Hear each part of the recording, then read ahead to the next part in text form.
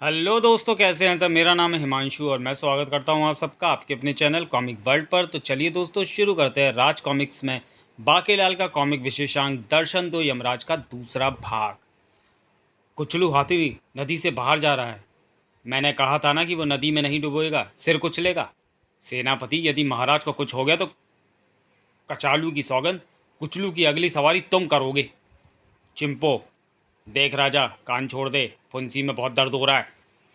अब देखता हूँ कैसे नहीं छोड़ेगा मेरे कान और कैसे नहीं कूदेगा मेरी पीठ से। एक बार नीचे पहुँचा फिर तो तेरे सिर का मैं आलू कचालू बनाकर ही दम लूँगा। ये हाथी कांटों के नीचे से नहीं निकलेगा, अन्यथा कांटे इसे भी काट लेंगे। चिंपो, राजा सोच रहा होगा कि कांटे मुझे भी काट देंगे, किंतु इसे पता नहीं कि मेरी खाल कितनी मोटी एवं मजबूत है। अरे, ये तो रुक ही नहीं रहा। इन कांटों से बचने की अब एक ही राह है। राजा, मेरी गर्दन पर खारिश हो रही है, करियो। मोटा मेरे कान छोड़कर पीछे खिसक रहा है। पीछे कहाँ तक खिसकेगा, आखिर आखिर में तो पूछ है, और पूछ के बाद बेटे राजा, मौत तो तेरी अब पक्की है। अबे क्या कर रहा है? अरे छोड़ राजा, कम बखत पूछ पकड़ कर ही लटक गया। पूछ छोड़ दे राजा, पूछ उखड़ जाएगी कम बखत। बेटे हाथी, तू जिस विद्यालय में पढ़ा है ना, हम उसके प्रधानाचार्य होते हैं। महाराज, आप ठीक तो है ना? अरे ये कमबख्त मोटा तो बच गया। हाथी के स्थान पर इस मनहूस को होना चाहिए था। डूब के मर जा कुचलू हाथी। हम महावीर हैं, हमें भला क्या हो सकता था। तभी कुचलू हाथी हो गया गायब। अरे, कुचलू हाथी कहाँ गया? तभी अरे, ये पुष्प वर्षा क्यों हो रही है मोटे पर? पुष्प वर्षा? मुझे लगता है वृक्ष के कांटों में कोई तिलिस्म है, जो यदि महाराज के शरीर में पैवस्त हो जाते तो महाराज भी कुचलू के समान गायब हो जाते। महारानी जी, बाकेलाल से पूछिए कि उसने प्रबंध मंत्री को कुचलू हाथी की सवारी का प्रबंध करने को क्यों कहा। बेटा बाके, इससे पहले कि सब कुचलू को लेकर तेरे पीछे पड़ जाए, शीघ्रता से अपना चक्कर चला। हे यमराज श्री, कृपया दूसरा दर्शन देवें। ये फिर से निवेदन करने की मुद्रा में हाथ जोड़ रहा है। आ हा हा हा हा हा हा हा हा हा हा हा। अरे, भैंसे पर सवार यमराज, यहाँ तो कोई भी नहीं है। अब वो अदृश्य हो गए। महाराज को पुनः यमराज के दर्शन हुए हैं। अभी तो पहले दर्शन का प्रभाव भी नहीं घटा, क्योंकि महाराज ने अभी तक श्रीफल का सेवन नहीं किया है। मोटा एक बार तो मेरे षड्यंत्र से बच गया, किंतु अब नहीं बचेगा। महाराज, कृपया कह दें कि आपने किसी को नहीं देखा। जब देखा है तो कैसे कह दूं? फिर श्रीफल के सेवन के पश्चात चलो। श्रीफल के सेवन के पश्चात यमराज के प्रथम दर्शन का कुप्रभाव तो कट गया। अब द्वितीय दर्शन का कुप्रभाव काटने के लिए महाराज को किसी काले उग्र सांड के दांत का ताबीज़ धारण करना होगा, और यह कार्य महाराज को अकेले ही करना होगा। किंतु काला सांड कहाँ है? महाराज, महाराज! गजब हो गया महाराज, एक भयंकर काले सांड ने नगर में उत्पात मचा दिया है। उसने 50 लोगों की हड्डियां तोड़ दी हैं और 100 की पसलियां। वो सैनिकों के काबू में नहीं आ रहा। उसे हम काबू में करेंगे, क्योंकि हम महावीर हैं। नहीं महाराज, कोई यम दर्शन हुए, उन्हें मत जाने दो। वीर तुम बड़े चलो, धीर तुम बड़े चलो, सामने पहाड़ हो, काले सांड की दहाड़ हो, रुकना तेरा काम नहीं। माँ ओए त्वाडी ता मैं ओए बूतनी दियो। लड़ना तेरी शान, अपने दांत मुझे दे दो काले सांड। नहीं। राजा होकर निहत्थे पर गदा का वार करता है, लानत है तुझ पर।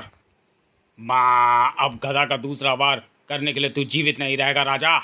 तुकड़ तुकड़ तुकड़ तुकड़। अरे हट जा, तू हट जा हट जा। ताऊ पासे ने इबजड़ने दे एक जोरदार टक्कर। अरे ये पेट है या दलदल? राजा विक्रम सिंह ने तोंद पिचकाकर जब पूरी ताकत से उसे पुनः बाहर छोड़ा तो थम। पेट में भी एक गदा छुपा रखा है, धोखा धोखा। अपने दांत मुझे दे दे काले सांड। आखिर सांड आया कहाँ से? नहीं। और इसी के साथ काला सांड हो गया गायब। अरे, सांड कहाँ गया? मैं सांड के दांत का ताबीज बनाता हूँ, और फिर महाराज के ऊपर से यम के द्वितीय दर्शन का कुप्रभाव भी हट गया। बाकेलाल जी, आपने मुझसे 100 स्वर्ण मुद्राओं में काला सांड खरीदा था, किंतु थैली में आधे ठीकरे निकले। बाकेलाल जी, मैं ये बताना तो भूल ही गया था कि विक्षिप्ता बूटी की कम मात्रा जहाँ विक्षिप्तों का उपचार करने में सहायक होती है, वहीं उसकी अधिक मात्रा के सेवन से प्राणी विक्षिप्त होकर उत्पाती हो जाता है। देखा महाराज, आज बांकेलाल का षड्यंत्र पकड़ा गया। बांकेलाल षड्यंत्रकारी? तू तो बहुत दुष्ट निकला। बांकेलाल बेटा, शीघ्रता से यम को तीसरा दर्शन देने को कह। हे यमश्री, कृपया अंतिम दर्शन दें। और फिर अरे वो आ गया, वो फिर आ गया। हा हा हा हा हा हा हा। महाराज को पुनः यमराज दिखाई दे रहे हैं। पहले षड्यंत्र को खुलासा होना चाहिए बाकेलाल। शीघ्रता से बताओ कि तुमने महाराज की सवारी के लिए कुचलू हाथी को क्यों चुना और काले सांड और विचित्र बूटी को क्यों खरीदा। बाकेलाल, मैंने तुझे क्या समझा और तू क्या निकला। मैंने तुझ पर भरोसा किया अबला समझकर, तूने मेरे विश्वास को पीट दिया तबला समझकर। महारानी जी, थोड़ा संयम रखें। पहले महाराज का संकट टल जाने दें, उसके पश्चात मुझ पर अभियोग लगाएं। यमराज के तीसरे दर्शन का प्रभाव हटाने के लिए अब महाराज को ऊंचाव का फूल प्राप्त करके उसकी पत्तियों के रस का सेवन करना होगा। ऊंचाव का फूल? हाँ, वो रहा ऊंचाव का वृक्ष। उसके अंतिम सिरे पर उगता है ऊंचाव का फूल। महाराज, विशालगढ़ के सबसे ऊंचे इस वृक्ष को देव वृक्ष माना जाता है। आपको स्वयं इस पर चढ़कर ऊंचाव का फूल लाना होगा। कुछ तो रहम करो राजपुरोहित, महाराज इस पर कैसे चढ़ेंगे? इनकी तोन देखी है? यह देव वृक्ष है बाकेलाल, यह किसी को भी अपने ऊपर चढ़ने देता है। बस हाथ नहीं छूटना चाहिए, अन्यथा। आप तो राजा हैं, आप तो स्वयं समझदार हैं कि यदि हाथ छूटे तो क्या होगा। आप भयभीत तो नहीं हो गए महाराज? हम क्यों भयभीत होंगे, हम महावीर हैं। वीर तुम बड़े चलो। इस बार तो मोटा गिरे ही गिरे और उसकी हड्डियां टूटे ही टूटे। धीर तुम बड़े चलो, सामने पहाड़ हो, मेरा मतलब पेड़ हो, सिंह की दहाड़ हो। मोटा बस अपनी मौत तक पहुंचने ही वाला है। रुकना तेरा काम नहीं, चलना तेरी शान। और जैसे ही महाराज विक्रम सिंह ने फूल तोड़ा, आछू! संभाल के महाराज, चीखिए मत। मुझे पता था कि बाकेलाल कमकत क्या षड्यंत्र रचेगा। आछू आछू! महारानी जी मुबारक हो, महाराज ने फूल तोड़ लिया। किंतु अब उस फूल के तोड़ने का क्या लाभ? महाराज तो पेड़ से नीचे गिर रहे हैं। मुझे कुछ ऐसी ही आशंका थी, इसलिए मैं यह मोटा गद्दा लेकर आया था। बेटा, तू ले आ चाहे जितने गद्दे, तुझे पता नहीं कि अभी कौन निकलने वाले हैं।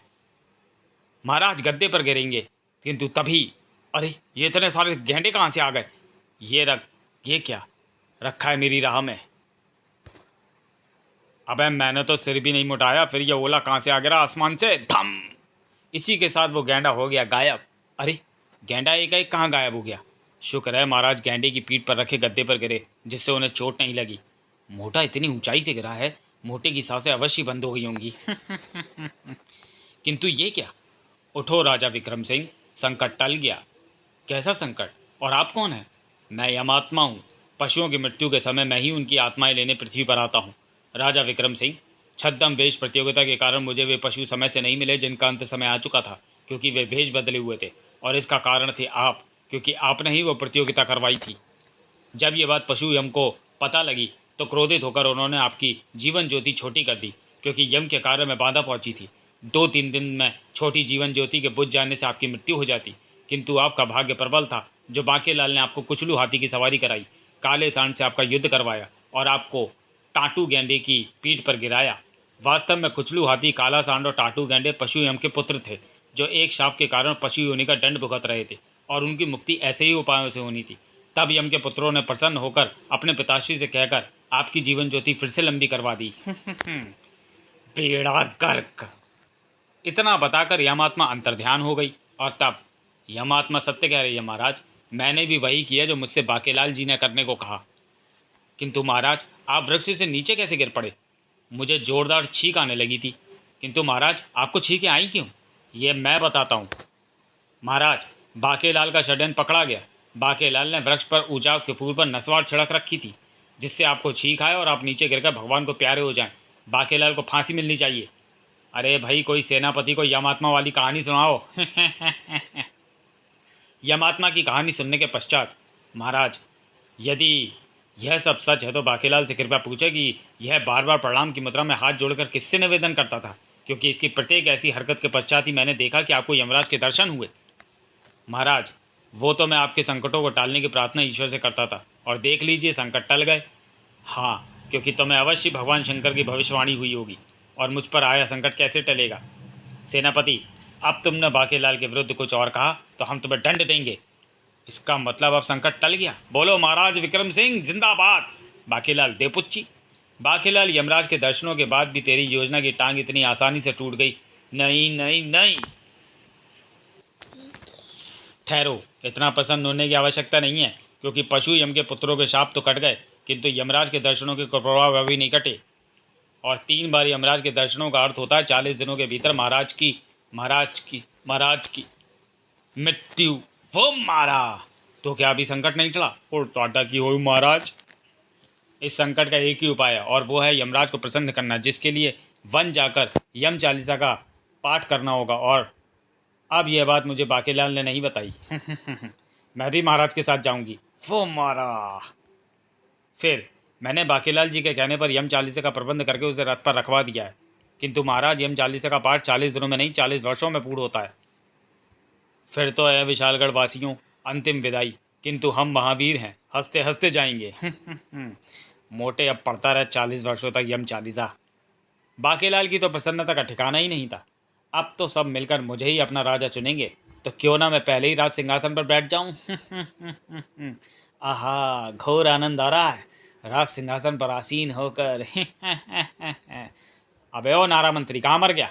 बोलो महाराजा धीराज बाकीलाल की। अबे बोलो, कोई तो बोलो। चलो मैं ही बोल देता हूँ, जय। अरे बाकीलाल, तुम राज सिंहासन पर? पुई! और वो भी पूरे राशि ठाट बाट के साथ महाराज, अर्थात पूरे राष्ट्रीय वस्त्रों एवं राजमुकुट सहित। क्यों बाकीलाल?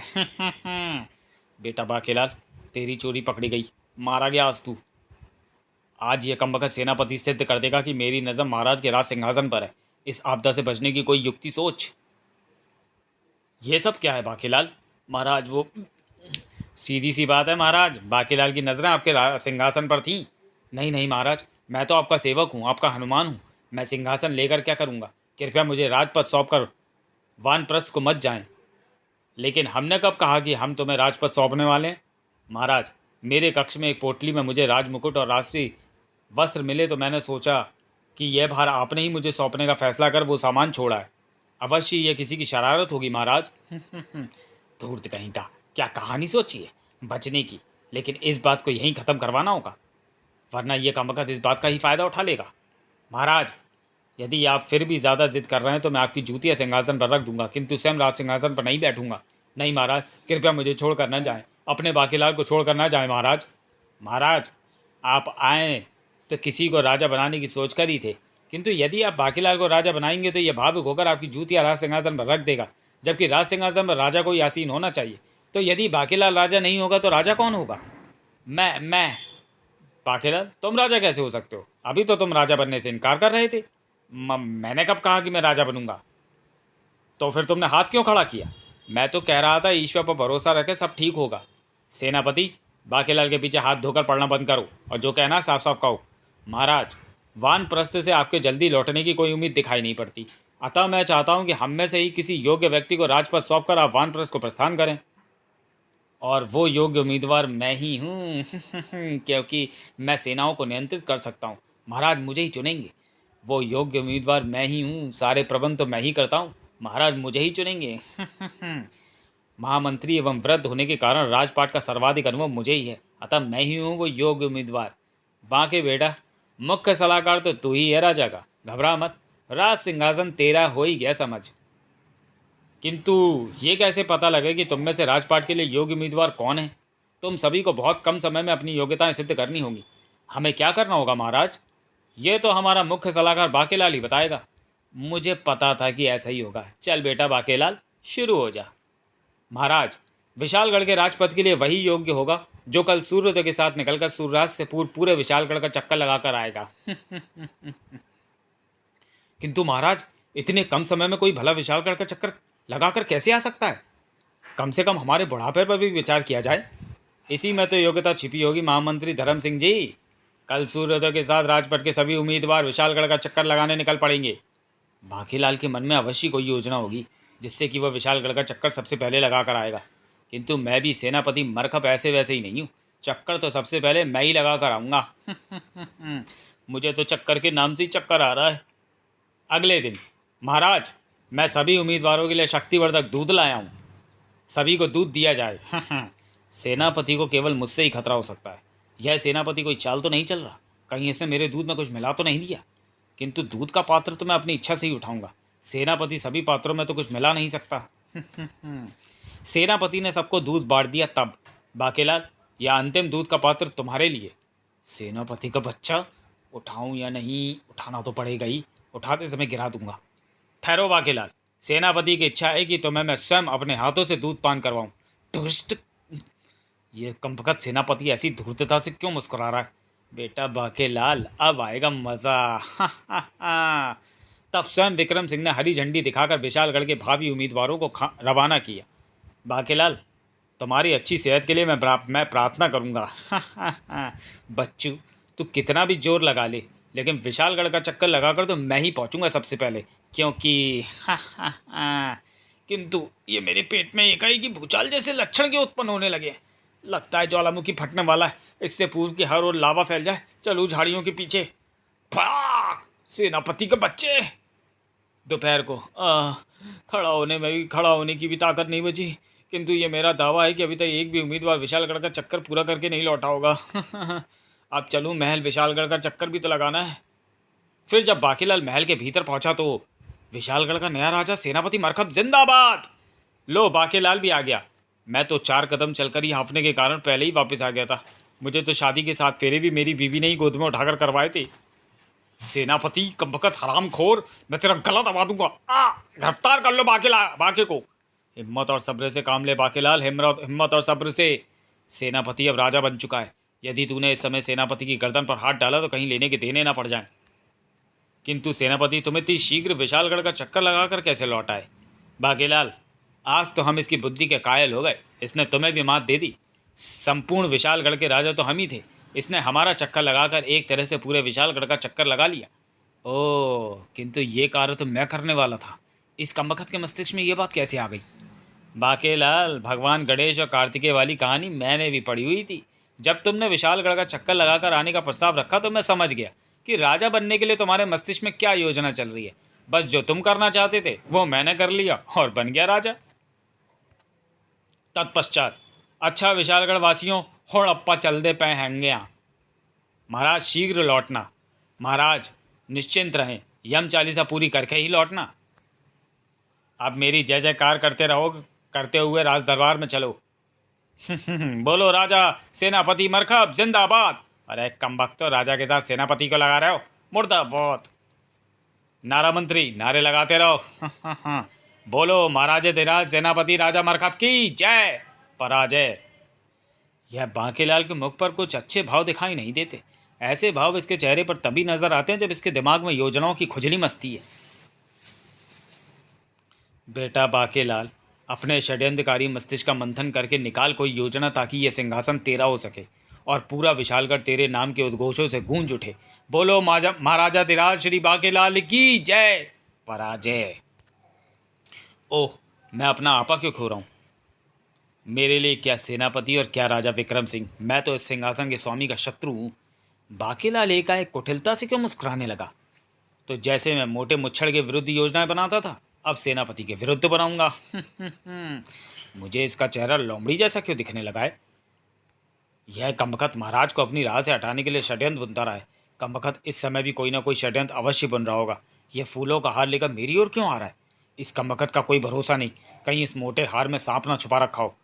सांप? सांप के तो नाम से ही मेरी नानी मर जाती है। सेनापति, मेरा मतलब महाराज, राजपद आपको बहुत बहुत मुबारक हो। ठहरो बाकेलाल, फूलों के हार मुझसे दूर रखो। मुझे इनसे खुजली होने लगती है, मौत के भय की खुजली। घबराओ मत सेनापति, मेरा मतलब महाराज, इस हार में सांप नहीं है परंतु बिच्छू है। ये बाकेलाल फिर ऐसे धूर्तता से मुस्कुराया जैसे इसके मन की मुराद पूरी हो गई है। हो ना हो, हार में अवश्य कोई गड़बड़ है। ओह, ये मेरे हाथ पर क्या रेंग रहा है? मैं हूँ काला बिच्छू। अबे तुम्हारी मानवों की तो ऐसी की तैसी। बिच्छू। अबे तो चीख क्यों रहा है? मैं तुझे देखकर चीख रहा हूँ क्या? बाकेलाल को गिरफ्तार कर लो। इसने बिच्छू वाला हार मुझे पहनाया। ये तो शुक्र हुआ कि बिच्छू ने मुझे नहीं डसा। स्वामी, नहीं, मुझे मेरे परिवार से अलग मत करो। पिताजी, मैं इस मानव का खून पी जाऊंगा। भैया, हम बिच्छू हैं, खटमल नहीं। जल्लाद को बुलाओ, बाकेलाल को फांसी पर लटकाना। मैं शत्रुओं पर रहम नहीं करता। किंतु सेनापति, मेरा मतलब महाराज, हार में 3 और बिच्छू भी हैं। क्या? अरे महाराज की तो भय से टांगें कांपने लगी और ये तो गिरी पड़े। पिताजी, मेरे बच्चों। बाकेलाल, ये सब क्या है? महामंत्री जी, सेनापति जी ने विशालगढ़ के स्थान पर महाराज की परिक्रमा कर अपनी बुद्धि की योग्यता तो सिद्ध कर दी, किंतु मैं ये देख रहा था कि हमारे सेनापति जी हमारे महाराज की तरह महावीर भी हैं या नहीं। किंतु बाकेलाल, यदि बिच्छू उन्हें डस लेता तो? इन बिच्छुओं के डंक तो मैंने पहले ही तोड़ दिए थे। महाराज, आपको इस प्रकार भयभीत होना शोभा नहीं देता। मैं भयभीत होकर नहीं, बल्कि क्रोध के कारण कांप उठा था और नीचे तो मैं बिच्छुओं को कुचलने के लिए गिरा था।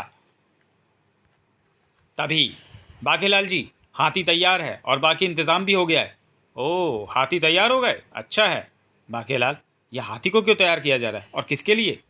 सेनापति मतलब महाराज, आप नए नए राजा बने हैं। एक राजा का कर्तव्य होता है कि वो प्रजा के बीच जाकर उनके सुख दुख का पता करे। अतः मैंने आपकी शोभा यात्रा के लिए हाथी सजवाया। कृपया चलकर उस पर सवारी काटें। अब यह कब वक्त मेरे विरुद्ध क्या चाल चल रहा है? किंतु यह हाथी तो बहुत ऊंचा है। महाराज, ये हाथी है, कोई बछड़ा नहीं। इतनी ऊंचाई से गिरकर मेरी खोपड़ी का चूरा भी बन सकता है। आप घबराएं नहीं, हिंडोला कसकर बांधा गया है। चिंप, बदतमीज मक्खी, सूंड पर मत बैठ। मैं अपने ऊपर किसी को नहीं बैठने देता। जो हाथी एक मक्खी को अपनी सूंड पर नहीं बैठने दे रहा, वो मुझे क्या बैठने देगा? मैं तेरा षड्यंत्र समझ गया दुष्ट बाकीलाल। तू मुझे हाथी से गिराकर मारना चाहता है। बाकीलाल, जब तक महाराज सही सलामत लौट नहीं आते, हम हाथी पर तो क्या, घोड़े पर भी नहीं बैठेंगे। हम केवल अपने राज सिंहासन पर ही बैठेंगे। गोंद लगाकर बैठ जा सेनापति के बच्चे। बच्चों, बहुत शीघ्र उस सिंहासन पर मैं बैठूंगा। महाराज, बाकीलाल जी ने आपका बिस्तर लगवा दिया है। आपके विश्राम का समय हो गया है। महाराज, आप थक गए होंगे, आपको विश्राम करना चाहिए। बिस्तर? अवश्य इसमें भी बाकीलाल को कोई षड्यंत्र है। नहीं बाकीलाल, मैंने प्रजा के कल्याण के लिए 9 दिनों के जागरण का प्रण किया है। मैं रात भर जागा करूंगा। ये तो अति उत्तम विचार है महाराज। वैसे भी सो तो आप दिन में भी सकते हैं। अच्छा, तो ये मुझे दिन में मारने का षड्यंत्र रच रहा है। अब क्या करूंगा? और तभी गजब हो गया सेनापति जी, मेरा मतलब महाराज, एक भयंकर थूथड़ा लोगों को निगलता हुआ महल की ओर चला आ रहा है। थूथड़ा, तुरंत सेनापति को बुलाओ। परंतु सेनापति तो आप ही है ना महाराज? अरे हाँ, मेरा मतलब नहीं, मैं महाराज हूँ, सेनापति नहीं। आप महाराज भी हैं और सेनापति भी हैं महाराज। इस थूथड़े को आप ही निपटा सकते हैं। हाँ, हरगिज नहीं। मेरा मतलब है, तुम्हारे रहते क्या हमें खुद जाना होगा बाकीलाल? तुम जाकर इस संकट को समाप्त करो। महाराज, मैं सलाहकार हूँ, मेरा काम सलाह के, मेरा मतलब सलाहें देना है। संकट का सामना करने का काम सेना और सेनापति का होता है। तो फिर जितनी सेना ले जाना चाहो ले जाओ, पर तूतड़ा का संघर्ष समाप्त करो, ये हमारा आदेश है। बिना सेनापति के गए सेना के मनोबल के गिरने का खतरा है महाराज। और अगर उनको पता चल गया कि उनका सेनापति माँ कायर है, तो सोचो महाराज, हाथ आई राजगद्दी खिसक जाएगी। सैनिकों, हमारा रथ निकालो, हम स्वयं जाएंगे थूथड़े का अंत करने। क्षमा करें महाराज, अस्तबल के सारे घोड़ों को अस्तबल मंत्री ने वस्त्र मंत्री के कहने पर धोबी घाट भिजवाया है। धोबी के गधे हड़ताल पर थे, इसलिए सारे घोड़े गधों की जगह गए हैं। उनको लौटते लौटते तो सुबह हो जाएगी। पर आप चिंता ना करें, मैंने प्रबंध मंत्री से कहकर हाथी का बंदोबस्त करवा रखा है। क्या हाथी? अब मेरे पेट में मरोड़े उठ रहे हैं। चिंता ना करें महाराज, आपकी सुविधा के लिए मैंने हाथी के हिंडोले में ही सुलभ शौचालय की व्यवस्था करवा रखी है और लोटा भी रखवा दिया है। पानी की कमी पड़े तो शौच पोछे भी रखवा दिए हैं। बाकीलाल के बच्चे, मेरे क्रियाक्रम का भी इंतजाम करवा दिया है क्या? वो भी करवा देता हूँ महाराज। क्या मैंने कुछ कहा क्या? नहीं, मुझे लगा आपने कहा कि आपके क्रियाक्रम का भी इंतजाम करवाना है। तो चलिए दोस्तों, वीडियो को यहीं समाप्त करते हैं और मिलते हैं दर्शन दो यमराज के तीसरे भाग में अगले वीडियो में। तब तक के लिए धन्यवाद।